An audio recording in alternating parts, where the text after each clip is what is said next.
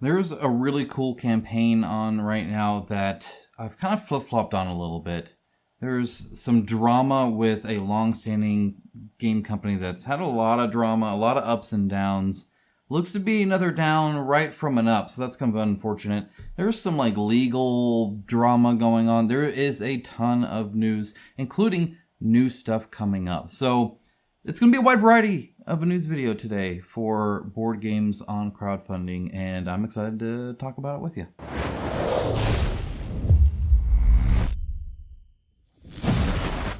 Okay, we're going to start out with Degenesis Clan Wars. This is now finally out, and there's not a lot backing. 688 backing to be precise, which, I mean, it's not a small number, but it is a small number for Kaban.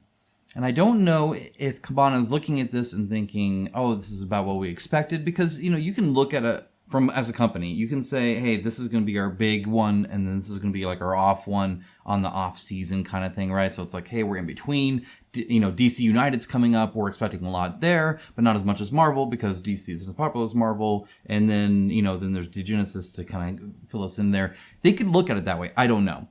But either way, 170,000, still 12 days left, so still quite a while. There's actually a longer campaign than normal, or at least than what we're used to these days. They used to go on for, you know, 2-3 weeks, but you know, whatever. Anyway, players is 2 to 5, because it is kind of a 1 versus many kind of scenario, but then it's also like a 1 versus many on like a map as opposed to like, you know, like a dungeon crawl is normally what a 1 versus many is. Not always, but either way.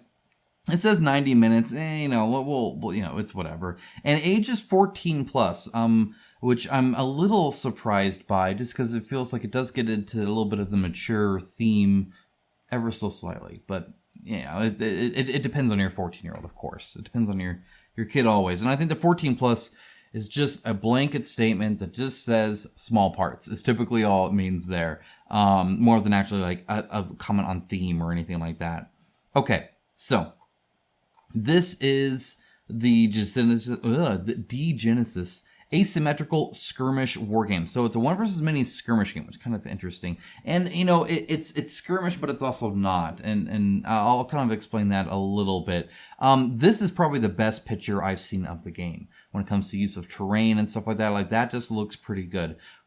Often what you see is a lot more tokens, mainly because you can think of them, all these right here, it's kind of like blips. So they're upside down, and the bad guy, right, the one in the 1 versus many, is moving those around, and you don't know who they are. So you're going through it, and you don't know which of these enemies it is until it shows up, which is kind of cool, I suppose. It's always been hard on me because I always forget which ones they are, so I'm constantly flipping them over to look when I play the one portion of that. But it's a cool theme. It's a little interesting because like the renders I don't feel are the best. I think the contrast is a bit too high instead of just adding a little bit of texture. And I don't mean the artificial texture that we see where everything's made out of like stone or whatever junk that is, or like brush strokes, you know, I'm not asking for that, but often you can render it to where you can choose the material of it, and you can choose it to be a little bit less like this, if that makes sense, a little bit more like actual plastic. So it's kind of weird to me that they did that. And of course, you know, they're going back to, you know, non-sculpted bases, or at least non-textured bases. There is a campaign where you're going through, but that being said, you're really just jumping into missions, and then going through and doing all these different stuff. The map looks pretty cool. You can pick your different loadouts, and, you know, you can flip cards and do different stuff there.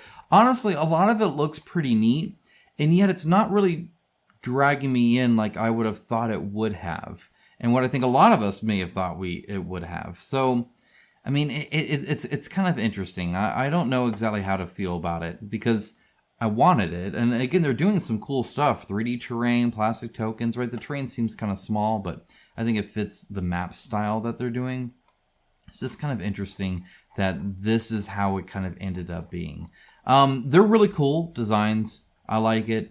There's a lot of, like, it reminds a little bit of Oathsworn where you're picking your dice and kind of doing your press your luck with the dice. So that's definitely a thing. But then there's a lot of ways to mitigate, chance as well. So you can kind of make that choice. And it's kind of a, hey, I'm giving up something, or I'm giving the opponent something to be able to do something. That's often what it is. So there's a lot of mechanics that I've seen in other games kind of put together in a way that isn't normal, which I think is cool. But I mean, I don't know. I'm not feeling it like I thought I would. And with more games coming out that I'm really interested in, I'll make a video on that, by the way. So I want to make a video talking about here's what I'm looking at, here's what I'm saving my money for. And I am saving my money for certain things, and this is not one of them. It just doesn't make the cut. If I had infinite money, sure. If everybody watching here was like, I'm going to become a patron, I would back all of this and do this full time, right? But that's not what happens, and that's totally fine. I'm just saying, like, this hobby is expensive, right? And I feel you. I buy a lot of stuff, right? And so, like, I have to make these choices, just like you guys do in a lot of instances. And this is definitely one of them. This is often how I see the map, right? In a lot of game sessions. So there's all these tokens that are moving around, and then some of the minis on there. And I think some of it might be because you often deal with stuff as it shows up. You're not just going to let them all spawn, right? For the most part. So for a lot of the game, it's like this, right? And that's kind of what it is. But, I don't know. Anyway, there you go. That's Degenesis Clan Wars. Let's move on. Masters of the Universe Battleground. It's still here for 3 more days. So that's the time of recording. Probably around 2 days by the time you see this video. But it depends on how quick I get to edit this and turn around. 2,000 plus backers. 500,000 made. This is a really cool skirmish game. I never ended up doing a review for it because I didn't play it enough. And part of it was because of when I got it, there was just other games that were constantly taking my time as well. And part of it is because I have the cool starter deck, and the starter deck is cool, but you guys know me. When it comes to skirmish games, variety is king. And being able to really have a large variety of stuff. Now, they have stuff where you can, that hair is awesome, by the way, where you can, like, equip them with different items, and there's all this other stuff. There's a lot of customization. It's a lot of fun. I like it. But this is everything they have to offer, and I want, like, all of that, so I can just have the ultimate, like, skirmish game of it. Because there is some actually cool stuff. I like the hex movement. The alternating activation's fun. So there's a lot of stuff there that I enjoyed. I want more of it. And I need to look into this and see if I'm going to maybe get some select few things to expand it so I can really start playing it. The terrain's really nice. They have, like, preset maps, which are really cool. There's just so much on offer. Because it's Archon. They do a good job here. That is for sure. It's all beautiful hips miniatures. It is a skirmish game, so there's no storage in this, in that sense, in the sense of, like, like a miniature tray kind of thing. So, like, don't expect that. That's not a thing. But anyway, there's a ton of stuff here. So, yeah, check it out. Again, my advice, if you're gonna get it, get a fair bit of it. And you don't have to get there's a ton here, right? And they have stuff where, like, hey, pick 4, right? So, you can have, all these kind of different ones, but if you want, but you don't have to necessarily. But the starter deck, again, pretty good. I think it's worth quite a few play sessions, but I am very big on crafting teams in skirmish games, and so I definitely want the variety there. All right. Cyberpunk Red Combat Zone. This is an old campaign I showed you a long time ago, but this update number 66, if we scroll down here, and they've been advertising this on, like, Facebook stuff. That's a cool mini, by the way. That's just neat. This right here. A new Kickstarter campaign for Combat Zone featuring Zetatech Hercules. Stay tuned, as this will be coming soon, like coming real soon. Now, I don't know what real soon is when they don't even have, like, a campaign page that I can find, but either way, vehicles are coming. This big vehicle looks amazing, by the way. That looks super duper cool. I love that. And then, of course, we've got some motorcycles as well. Super important to have motorcycles. Definitely an important thing there. They're coming with a lot of other stuff, which is kind of cool as well, but definitely interested in this. Like, that looks pretty neat. Always love me some Cyberpunk 2077 stuff. So, yeah, that's awesome. And actually, this is Cyberpunk Red, not the 2077s. This is based off, like, the RPG. This is Cyberpunk 2077, the board game by Go On Board. This is coming out at some point here, I imagine, in the next few months or so, because they've been kind of ramping up towards it, which is cool.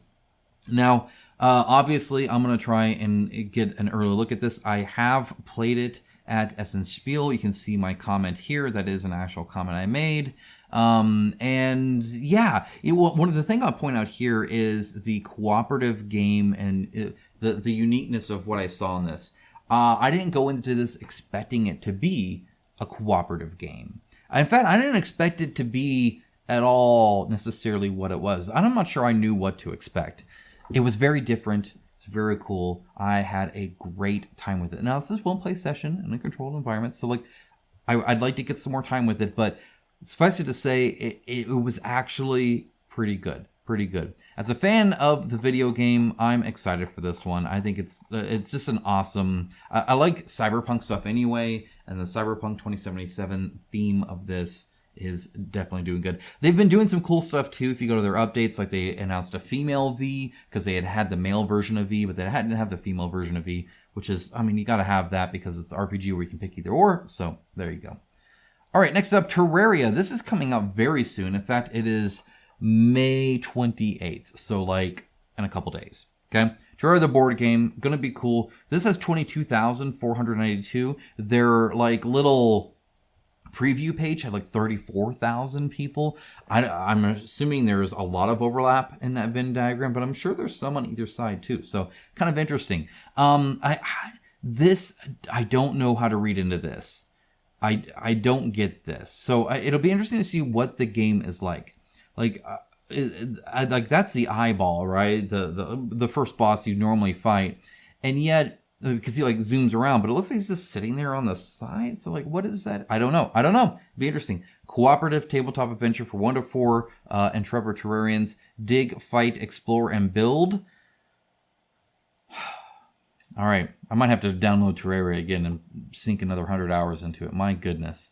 I'm excited for it still. My kids are fans as well. My wife's a fan, so if the board game's any good, I'm excited. Okay, next up, Mythic Battles Isfet. Isfet? Is that Isfet? Isfet. That doesn't sound right. Is that right? You guys let me know. That's right over there. In fact, I was setting up to unbox it, and yeah, I needed to make this news video because of some of the drama stuff I wanted to kind of speak on a little bit, because I feel like we'll get to that. I'm gonna do it there. It's just I feel it's important to speak on a few of these things in a certain way as a content creator. So anyway, this is coming up. Obviously, I'm a huge Mythic Battles fan.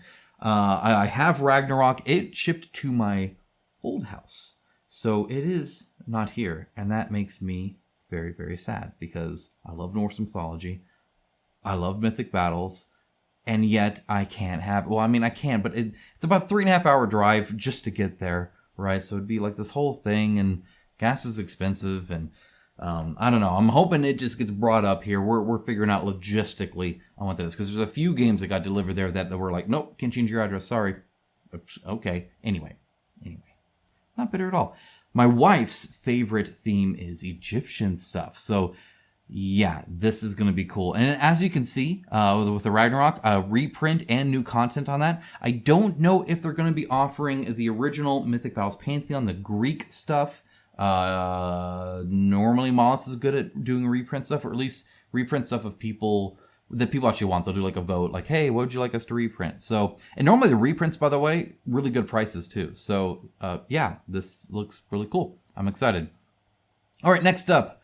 Odalin, Dungeons of Doom by Dragori Games. This is their first game outside of the Teneris theme. That being said, it's still a Dragori Games game, so the style is still kind of there, kind of similar. We have like, 10,000 people following this, so it's definitely getting big here.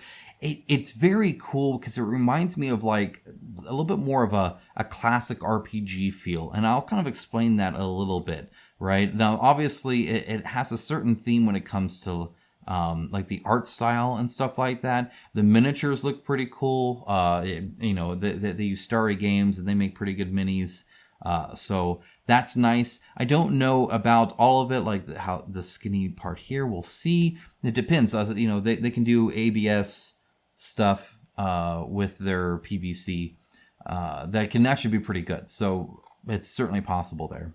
But yeah, it's awesome. This right here almost reminds me of like a character selection screen from like an old ARPG or something like that, right? Where you hover over it. But this right here, I mean, yeah, you got a tiger like sorcerer, but the freaking guardian elephant, I want to play as elephant. That's pretty cool. We need more elephants as a choice. Look at this guy.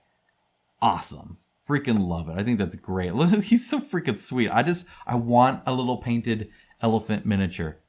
Super cool. I dig it. I think their stances are all really good when it comes to like they look like they're fitting different roles, and I think that's important. It goes into the dark fantasy and quests and items and all that. There's a cool thing where you can like get like a demonic form and stuff like that. There's some interesting stuff here when it comes to this, and they really dive into a lot of the gameplay. They're definitely proud of their game here, which is pretty cool. Again, these look great. I'm pumped for all those. The like spawning of the extra area and stuff, classic, love it. Yes, please. Tells you what to put. You put it there. You set them all up. There you go. There's some like chests and stuff. I'm assuming that'll be 3D as well if you need to. This is kind of cool. So you have a hero attack and a demon attack that overlaps your second card, and then you can like put it into a sleeve to put it in there. So that's kind of cool. And it talks around demonic transformation, whatever the heck that's, I don't know, whatever. Anyway, there's some cool stuff going on there. So I am excited. I'm hoping to get this. I believe it's being sent to me as a prototype, so I'll be able to tell you more about it soon. So stay tuned for that. If you have not subscribed, please do so. Thank you so much. It definitely helps out the channel and helps you actually see the games that you want to see on here. Grimcoven, coming up in 11 days. Grimcoven had a rough start considering that Awakened Realms was caught doing AI art, really poorly done AI art, and the fact that they didn't bother cleaning it up. I can't help but feel, it says it's scheduled for Q2, right? It's coming out in 11 days. I feel like it's too early. I don't know why they're rushing this. I feel like they're not ready. And I don't know why. So obviously, again, they put the AI art on there, and then they touched it up. Honestly, Awakened Realms art style has been AI art style for like forever, to the point where it doesn't surprise me to find out that they use AI at all. There is an interesting thing. I'm going to skip through all of this real quick, because one of the things they really started doing here, and I'm wondering if this is a reaction to this, is they have this here's our board game division, here's all the people in it, and then they have this video, people of Awakened Realms. Is this new, or is this a reaction to the AI portion of it, where it's like, no, we actually have like artists and stuff, right? Which again, you can kind of see here a little bit, but I don't know. It was just interesting to me that this came out with an AI kind of fuss, and then it's like, oh, look at all the people that work here, because that tends to be at odds. That being said, the theme looks pretty cool. It's essentially a thing where you fight bosses over and over again. So you can just kind of like delve into it and do that, and it's kind of randomized or whatever. The renders are really good. The renders are not realistic. But that's often with Awakened Realms. They do end up doing they use E-Star, and E-Star has become a long way. They used to be a really crap manufacturer. They've improved a fairly amount, not to the point where they have this fine texture on a kneecap. So like, let's get real there. But a lot of the chains are kind of odd. And I'm not sure why they decided to do stuff that, I mean, again, it's just so obvious it's not going to happen. So like, why do it? Like, look how skinny that is. And then the spacing, like that's not how this product works, right? You have a miniature that's this big, and the miniature is a plastic that's heated and then injected into a steel mold and then cooled. And so it has to be able to actually like contract and stuff like that, and then not break, and then it's bendy, and it needs to be able to actually have the force to inject it in there. So if it's too skinny and too long, you need the higher pressure to do that. But if you have too high pressure, there's an actual science here, and that doesn't, I don't know why aren't we rendering stuff to be sculptable at this point? I don't know. A lot of it is, like, don't get me wrong. A lot of this is doable. That's not, I don't even know why they bother. I guess because it looks better on the campaign page for you to back it. This looks cool. I like the tray. I think there's a lot of, I'm worried about table space, because that is a pretty big player tray, and I feel like it could be obviously reduced a little bit. There's a lot of negative space here that just makes it look cool, and it's a funny shape and all that. It almost makes it seem like it should fit something in there, but I think it's just a shape. These, like, and there's a corrupted version of each one, which is kind of cool. I love the face on this one, by the way. They don't ever show it front on, but you can see it's kind of like this like skull face. It looks like it's got like goggles or something. I don't know. It's cool. It's got an extra arm. But yeah, I like the corrupted version of them. I think that's a neat idea to do. So I'm all down with that. The duality here looks super cool. Again, really dig it. I love that the fact that they really use the terrain base to be able to put more dynamic sculpts. They change a lot when they're corrupted. I don't know what the heck's going on there. But they have these boss fights. Here's the Calamity, or Convergence, sorry.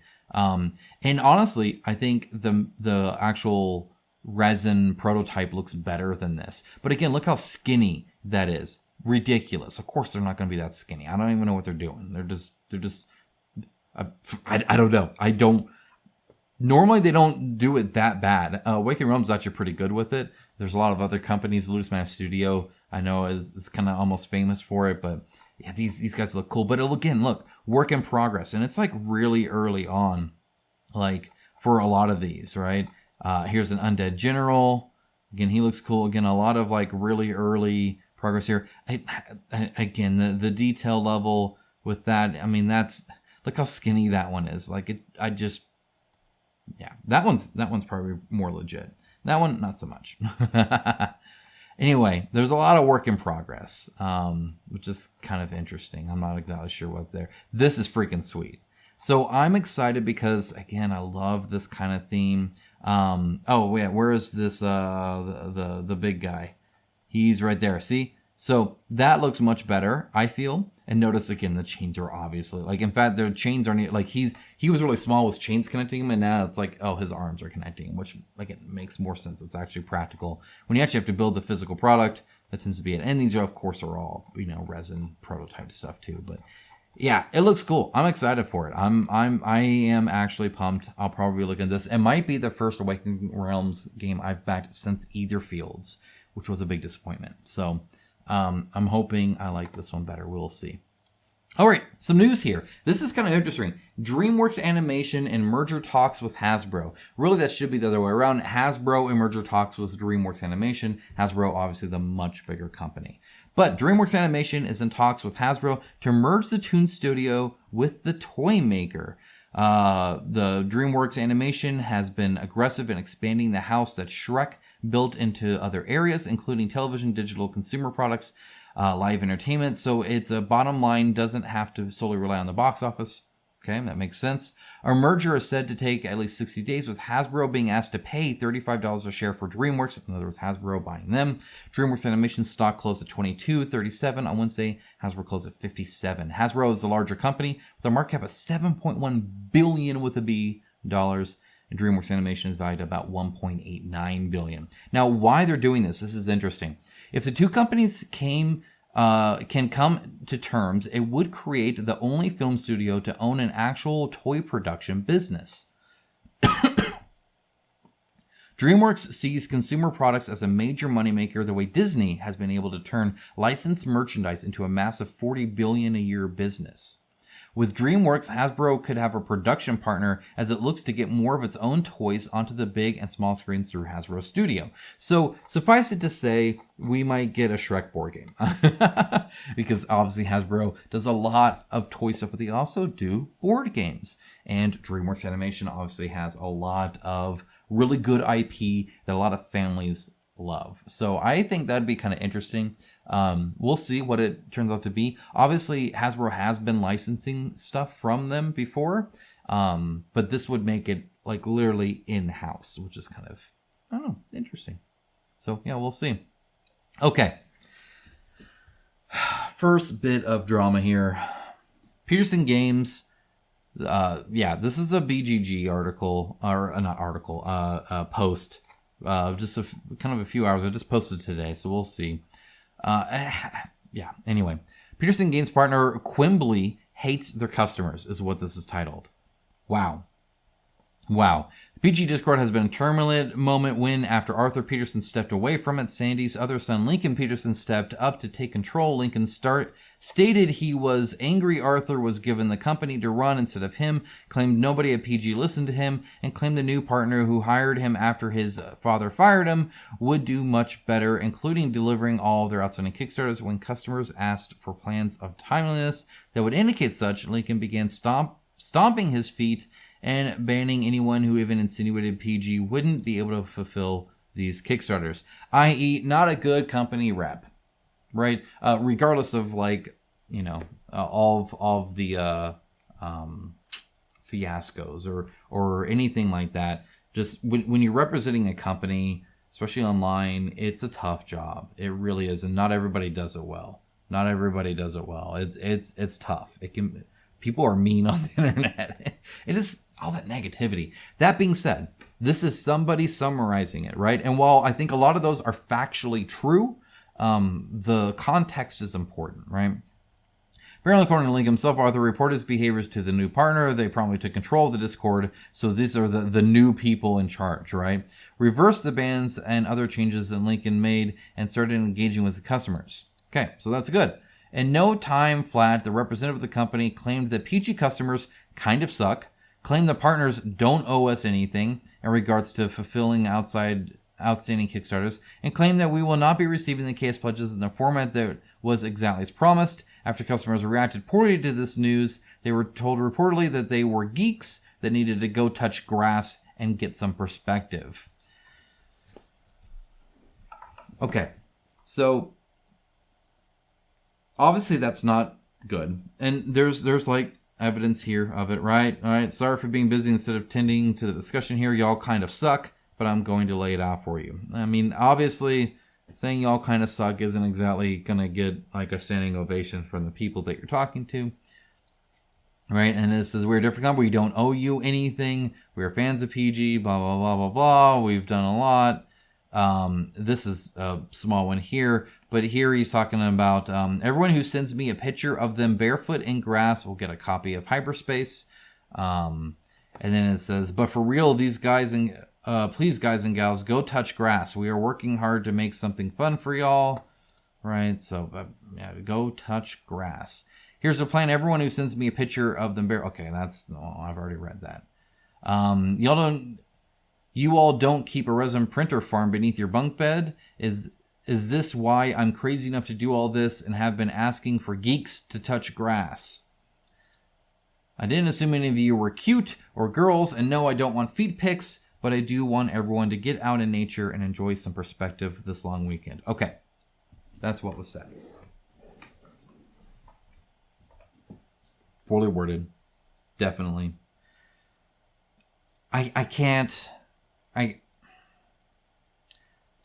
This can bring a lot of emotion because we live in this like microcosm, right? Where we're online, and online things can feel important. This is like X or Twitter like 101. When people tend to go there, BGG can be the same place for board games, by the way. It's like this cyclical thing where everybody acts like anything that's negative is a huge deal, right? I've been guilty of this myself, especially when I was really, really into this and doing this a lot more. I think I have a much better work-life balance when it comes to this. And what I mean by that is I go and touch grass every now and then. Like that, I think that's kind of what he's trying to say, right? It's like I can disconnect and live my life and realize that all the fuss that was on this screen wasn't all that big a deal. So, obviously, not a good thing. I don't think that's a great way to interact with people. I don't think saying you guys suck. I don't think calling them geeks is good. The whole touch grass thing and a barefoot picture, that's just kind of weird. Like, I get it. But at the same time, to me, that's not like as big of a deal as some people say it, right? Because, I mean, the title of this article or this post was New PG Partner Quimbley Hates Their Customers. Nowhere does it seem like they hate them. You could maybe derive that from suck, but it just... I guess what I'm saying is people need to calm down. I think there's a better way to talk to your customers or the people that you are responsible for. Though, as they're saying, we don't owe you anything. So in other words, there's not really a responsibility. So you're not really the customers, but it's not a great way to make them future customers. Either way, it's not a great conversation. But at the same time, I don't think they hate their customers either. That seems kind of silly. What is important, though, is this Quimbly and not getting things exactly as you expected, right? So here is their like about LinkedIn page. Their website is as bare bones as you can get. It's literally just like hey, enter a password to even enter the Shopify thing. It's very, very basic. It's not really set up yet, right? Which is interesting because it looks like it started around August 2023. And right now, at least on LinkedIn, they're at like 4 employees or whatever. Or, anyway, it says 11 to 50 employees, but they ain't all on LinkedIn, obviously. Okay, so the important part here is really that they're talking about really avoiding single-use plastics and always using renewable resources, wood, standees, stuff like that. It makes it seem like they're going to be changing a lot of the miniatures to something more akin to standees, meeples kind of thing, which would obviously make it a lot cheaper to do. That being said, my understanding is Petersen Games has already spent a lot of money on the upfront cost of miniatures, like the steel molds, which is really where the cost is anyway, though the space they take up and the weight that they add a lot to the shipping, logistics, and stuff like that too. So I don't know. I guess we'll see how these things get delivered. I mean, I guess at least the game is delivered, but at the same time, definitely not in the way people might want it. But anyway, that's it. Okay, this is another interesting one. This is page 5 of KS Intellectual Property Dispute. So I'm going to talk about this very briefly. And the disclaimer, this involves Creative Game Studios. I actually do some consulting for them, and they do pay me for that consultation. I spend quite a bit of time, meeting with them or talking with them, doing various things. That being said, I am outside of the company, and therefore I don't have great line of sight to the nitty gritty things of anything legal, because literally, like, you can't talk about it, right? And they're very much consulted to say, hey, don't talk about it, because you play your hand too early, you let that go into court, and let the court decide. You don't just spin stuff outside of that, right? So anyway, with that in mind, KS Intellectual Property Dispute. Gametrayz made Forsaken, the Kickstarter campaign board game that they kind of made for a while now. Like this was kind of a not an older game, but it's certainly not a brand new campaign either. It's been out for a while. They got hit with like copyright strikes where they like had to remove some art, and there was some issues going on there, and they made some claims there. Some YouTubers that had the content on their YouTube channel, they got copyright striked to where like, hey, you are using stuff that has an intellectual dispute on it or whatever, right? So it was this whole thing, right? Now on page 5, which means they've been discussing this for 5 whole pages, and in fact, really 5 whole pages, because way down here, you're going to see this. In case I missed something, in the pages of comments, this whole thing is between CGS and Daniel Alves, who is a graphic designer on the Forsaken project. Daniel was also a co-founder of CGS and was fired over this, and then go to some casetext.com where you get to see the actual court document, right? Here's the court document here. But instead of reading this, I have, by the way, actually. It took a bit, but I did read the whole thing. Here's a nice summary here. So, the graphic designer for Forsaken started work on the project while still employed by Creative Game Studios. This is what the case alleged, right? CGS found out and then fired them. CGS claims that the graphic designer hired a contractor with CGS funds to create art for Gametrayz. In other words, while working there, he used the funds from Creative Game Studio to hire an artist to make art, okay, for Gametrayz, for Forsaken. This is the claim.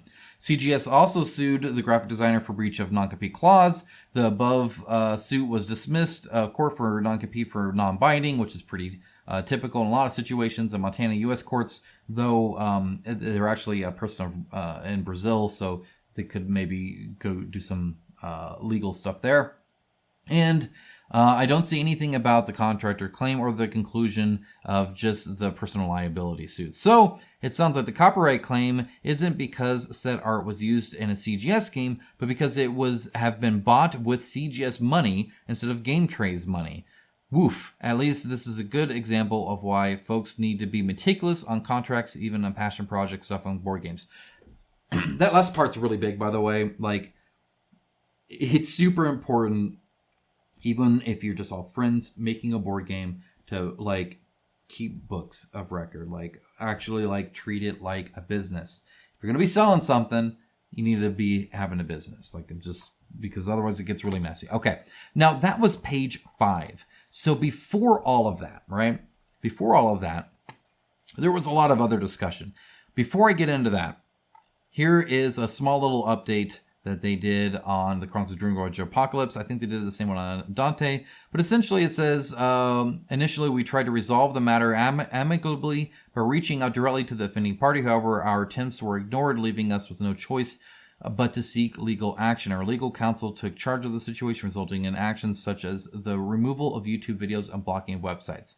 These automatic strikes were initiated by our legal team in response to the unauthorized dissemination of CGS artwork, which was used without permission during a Kickstarter project, delayed pledge, and associated marketing materials. The responsible widespread sharing of this artwork by the offending party prompted our legal action, which had ripple effects throughout the industry. We did not directly participate in this step, but our legal team engaged with various platforms. However, upon learning about the impact on content creators, CGS instructed our legal team to remove strikes from the platform not involved in the legal action. Okay, so coming back to here, this BGG article, again, 5 pages. Sadly, this is kind of like my opinion of the Petersen Games thing, where I feel like stuff is blown out really quick. And I don't mean this as in blown out as in they think something's really big when it's not. What I mean by that is making assumptions of what it is when you don't know, right?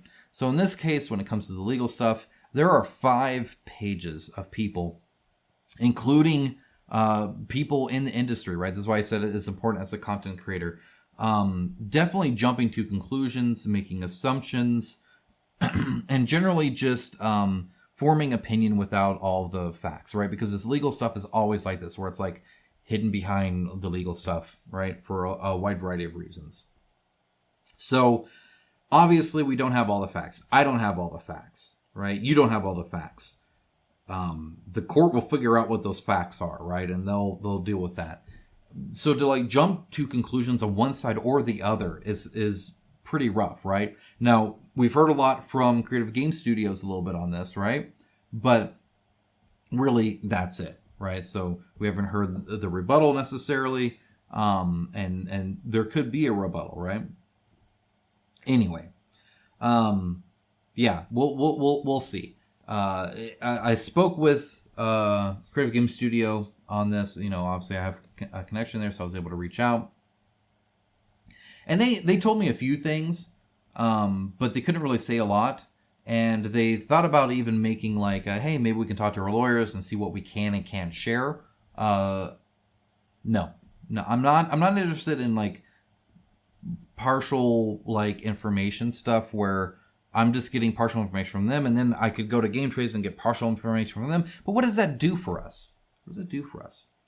I feel, as somebody who has a platform, and this is why I was kind of bummed that I saw other people that have a platform talking in this space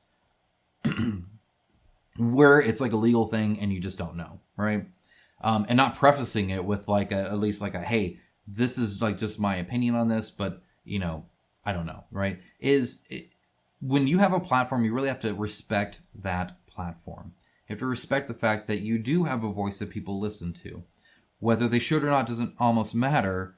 They do.